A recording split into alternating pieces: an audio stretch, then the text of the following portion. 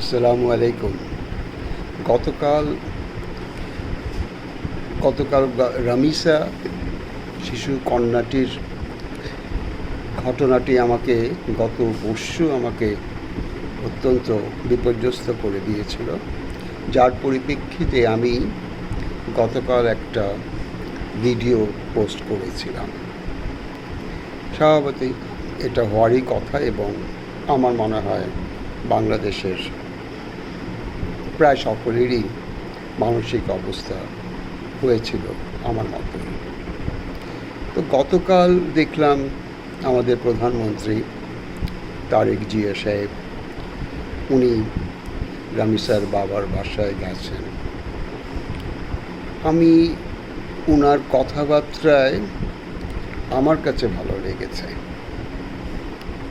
ওনার আশ্বাসের বাণী কেন জানি মনে হয়েছে একটা জোর আছে। তো আমি আশাবাদী যে উনি নিশ্চয়ই বাচ্চাটার তাড়াতাড়ি ওই বিচার করবেন। এখন কথা হলো, স্বরাষ্ট্রমন্ত্রীর কিছু কথাবার্তা উনি আইনের ফাঁক ফোকর দিয়ে বলেছেন। আমার মনে হয় এই ঠিক তাজা খবরের সময় এই ধরনের মন্তব্যগুলি না করাই বুদ্ধিমানের। কিন্তু কথা হলো, কেন করেছেন আমি জানি না। বিজ্ঞ রাজনীতিবিদ,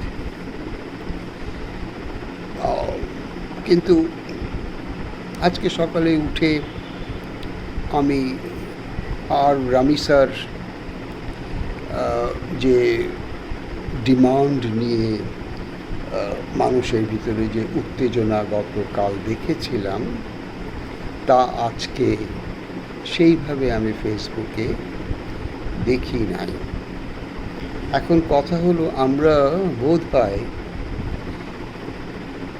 আমাদের অভ্যাস হয়ে গেছে এইসব অন্যায়গুলিকে সহ্য করতে করতে আমরা অভ্যস্ত হয়ে গেছি মনে হয় আমার কাছে। আমরা একদিন দুই দিন হয়তো খুব বেশি কথা বলি, এরপরে আবার যেই সেই আমরা একই সুতায় কথা বলি। জানি না, আমার কাছে গতকাল অবশ্য কথাবার্তাগুলি আমার কাছে ভালো লেগেছে দেখেই আজকে ভিডিওটা করলাম। আমি আশাবাদী, অবশ্য আমি সরকারকে বলবো এবং তারেক জিয়া সাহেবকে বলবো যতটা সম্ভব তাড়াতাড়ি যেন উনি বিচার প্রক্রিয়াটি শেষ করার জন্য কোর্টকে বলেন। অপেক্ষায় রইলাম, জানি না কি হবে। তারপরে গতকাল চট্টগ্রামেও একটা বোধহয় 4 বছর একটি শিশুকন্যার উপরে বলাৎকার হয়েছে। এইভাবে ঘটেই চলেছে আমাদের দেশে। আমরা কেউ আসলে নিরাপদ নই। আমাদের বাচ্চারা, মানে আমার যে নাতি আছে, সকলেরই আছে। কেন জানি মনে হচ্ছে উই আর নট সেফ। মানুষের মানসিকতা নষ্ট হয়ে গেছে। বিশেষ কিছু বলবো না, ভালো আছি বললে ভালো হবে না, খুব একটা ভালো নেই। মানসিক অবস্থা এখনও পরিপূর্ণভাবে আমি সুস্থ হতে পারিনি। দেখা যাক, মানুষকে তো আশা নিয়ে বাঁচতে হবে।